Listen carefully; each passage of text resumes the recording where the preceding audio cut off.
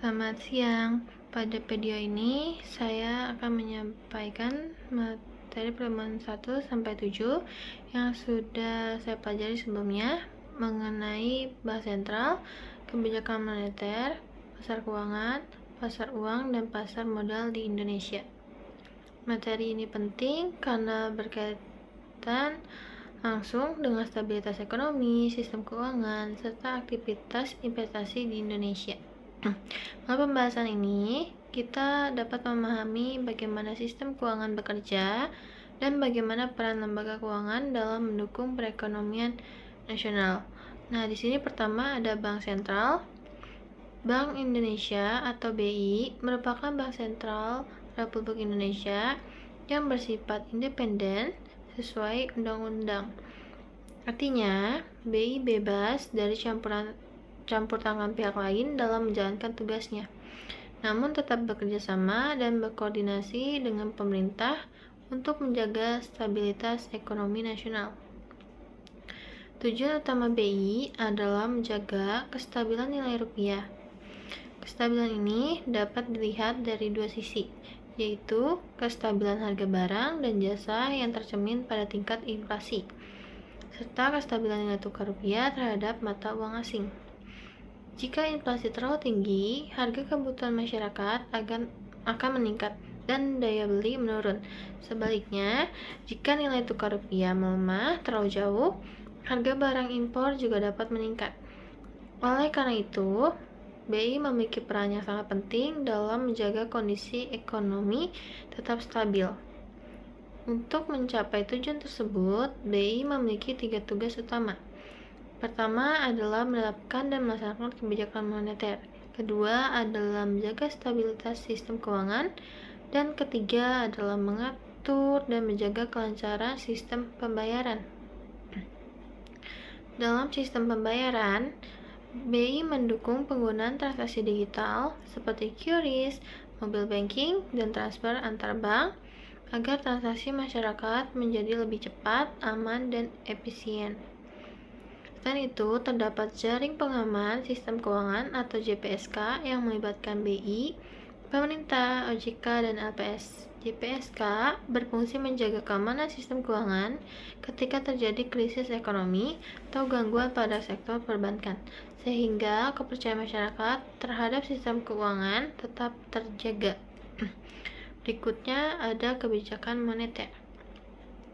Kebijakan moneter adalah kebijakan yang dilakukan Bank Indonesia untuk mengendalikan jumlah uang beredar dan menjaga stabilitas ekonomi nasional. Saat ini, BI menggunakan kerangka Inflation Targeting Framework atau ITF dengan inflasi sebagai target utama. Inflasi adalah kenaikan harga barang dan jasa secara umum dan terus-menerus. Jika inflasi terlalu tinggi, masyarakat akan kesulitan memenuhi kebutuhan karena harga barang meningkat. Namun, jika inflasi terlalu rendah, aktivitas ekonomi juga bisa melambat. Karena itu, BI berusaha menjaga inflasi tetap stabil sesuai target. Salah satu instrumen utama kebijakan moneter adalah bunga acuan BI rate atau Base 7-day reverse repo rate.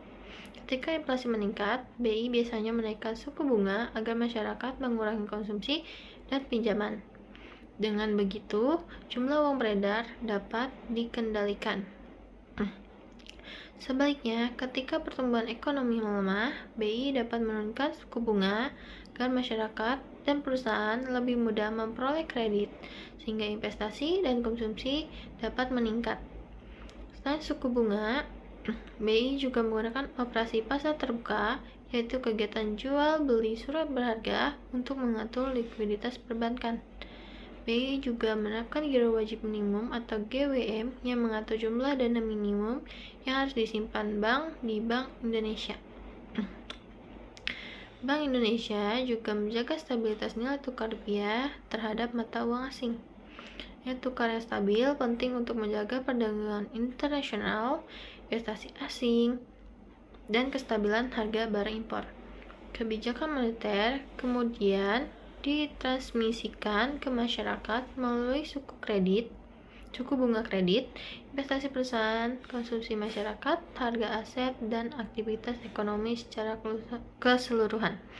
Berikutnya ada pasar keuangan. Pasar keuangan merupakan tempat bertemunya pihak yang memiliki kelebihan dana dengan pihak yang membutuhkan dana. Pasar keuangan memiliki peran penting dalam mendukung pertumbuhan ekonomi karena membantu penyaluran dana secara efisien. Melalui pasar keuangan, masyarakat dapat menabung, berinvestasi, dan melakukan berbagai transaksi keuangan.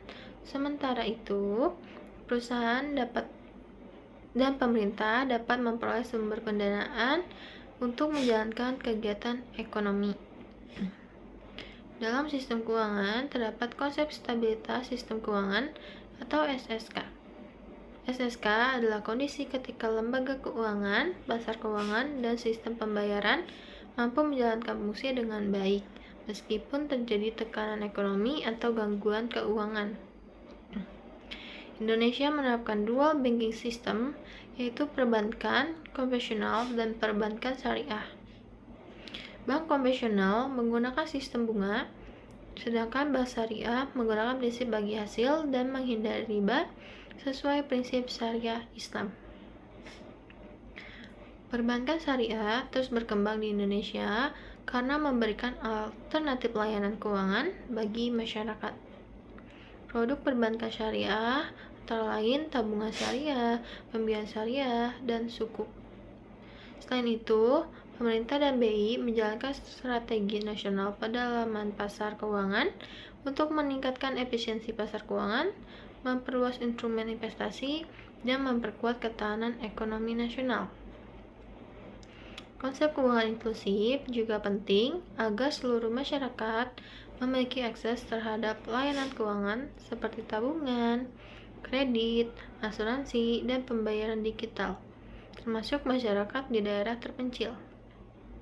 BI juga menerapkan counter cyclical capital buffer atau CCYB untuk mencegah resiko akibat pertumbuhan kredit yang terlalu tinggi, sehingga sistem perbankan tetap sehat dan stabil. Berikutnya ada kebijakan moneter dan pasar keuangan. Bank Indonesia melakukan pengembangan pasar keuangan agar lebih liquid, efisien, dan mampu mendukung kebijakan moneter. Pasar keuangan yang baik akan membuat kebijakan BI lebih mudah diterapkan dan berdampak pada perekonomian. BI juga menerapkan kebijakan makroprudensial untuk menjaga stabilitas sistem keuangan secara keseluruhan. Kebijakan ini bertujuan mencegah risiko yang dapat menyebabkan krisis keuangan. Contoh kebijakan makroprudensial adalah loan to value atau LTV yang mengatur batas pemberian kredit properti, giro wajib minimum atau GWM, serta counter cyclical capital buffer atau CCYB. Selain itu, BI membangun infrastruktur sistem pembayaran seperti QRIS, clearing nasional, dan sistem settlement agar transaksi keuangan berjalan aman, cepat, dan efisien. Perkembangan teknologi digital membuat transaksi keuangan semakin modern. Saat ini, masyarakat dapat melakukan pembayaran, transfer, hingga investasi melalui aplikasi digital tanpa harus datang langsung ke bank. Kebijakan moneter dan kebijakan sektor keuangan dilakukan secara terintegrasi agar stabilitas ekonomi nasional tetap terjaga dan pertumbuhan ekonomi dapat berlangsung secara berkelanjutan. Dengan sistem keuangan yang stabil, masyarakat akan lebih percaya untuk menabung, berinvestasi, dan melakukan kegiatan ekonomi lainnya. Berikutnya ada kelembagaan dan karakteristik pasar keuangan. Pasar uang adalah pasar yang memperdagangkan instrumen keuangan jangka pendek dengan jatuh tempo kurang dari 1 tahun. Pasar uang berfungsi menyalurkan dana dari pihak yang memiliki kelebihan dana kepada pihak yang membutuhkan dana jangka pendek. Selain itu, pasar uang juga membantu Bank Indonesia dalam menjalankan kebijakan moneter dan menjaga likuiditas perbankan. Pelaku pasar uang terdiri dari Bank Indonesia, Bank Umum, perusahaan besar, perusahaan asuransi, dana pensiun, lembaga keuangan, dan pemerintah. Pemerintah dan BI memiliki peran penting dalam pasar uang melalui operasi pasar terbuka dan penerbitan surat berharga jangka pendek. Karakteristik pasar uang adalah jangka waktu pendek, tingkat likuiditas tinggi, dan risiko relatif rendah. Karena itu, pasar uang sering digunakan untuk memenuhi kebutuhan dana jangka pendek dan menjaga kestabilan arus kas perusahaan maupun bank. Pasar uang juga membantu bank yang mengalami kekurangan dana jangka pendek agar tetap dapat menjalankan aktivitas operasionalnya dengan baik. Berikutnya ada instrumen pasar uang. Dalam pasar uang terdapat beberapa instrumen penting yang digunakan untuk transaksi jangka pendek. Salah satu instrumen utama adalah Sertifikat Bank Indonesia atau SBI yang digunakan BI untuk mengendalikan jumlah uang beredar. Dalam sistem syariah terdapat SBIS atau Sertifikat Bank Indonesia Syariah. Selain itu, terdapat repo atau repurchase agreement, yaitu transaksi jual beli surat berharga dengan janji pembelian kembali pada waktu tertentu dengan harga yang telah disepakati. Instrumen lainnya adalah commercial paper yang diterbitkan perusahaan untuk memperoleh dana jangka pendek tanpa harus meminjam langsung ke bank. Ada juga banker acceptance yang digunakan dalam perdagangan internasional sebagai jaminan pembayaran bank terhadap transaksi ekspor dan impor. Selain itu, terdapat call money, yaitu pinjaman jangka pendek antar bank untuk memenuhi kebutuhan likuiditas harian. Instrumen pasar uang umumnya memberikan keuntungan berupa bunga, kupon, atau diskon dan digunakan untuk kebutuhan likuiditas jangka pendek. Karena risikonya relatif rendah, pasar uang sering dipilih oleh investor atau lembaga keuangan yang ingin menjaga keamanan dana dalam jangka pendek. Terakhir, ada pasar uang dan pasar modal Indonesia. Pasar uang digunakan untuk pendanaan jangka pendek, sedangkan pasar modal digunakan untuk investasi dan pendanaan jangka panjang. Instrumen pasar modal meliputi saham, obligasi, reksadana, ETF, dan surat utang pemerintah. Saham merupakan tanda kepemilikan perusahaan. Investor yang membeli saham berhak memperoleh keuntungan berupa dividen dan capital gain. Sementara itu, obligasi adalah surat utang yang memberikan imbal hasil berupa bunga atau kupon. Reksadana merupakan wadah investasi yang dikelola oleh manajer investasi sehingga memudahkan masyarakat untuk mulai berinvestasi meskipun dengan modal yang relatif kecil. Dalam pasar modal, terdapat lembaga seperti OJK sebagai pengawas sektor jasa keuangan, Bursa Efek Indonesia atau BEI sebagai tempat perdagangan saham, KPI sebagai lembaga clearing, dan KSEI sebagai lembaga penyimpanan serta penyelesaian transaksi efek. Pelaku pasar modal terdiri dari investor, emiten, broker, underwriter, dan manajer investasi. Pasar modal memiliki fungsi penting sebagai sumber pendanaan perusahaan dan sarana investasi masyarakat untuk memperoleh keuntungan. Dengan perkembangan teknologi digital, investasi pasar modal kini semakin mudah diakses melalui aplikasi online sehingga jumlah investor di Indonesia terus meningkat setiap tahun.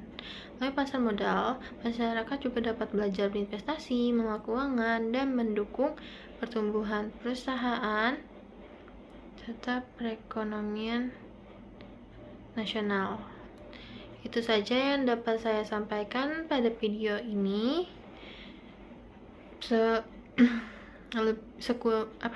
Kurang lebihnya mohon maaf. saya ucapkan terima kasih.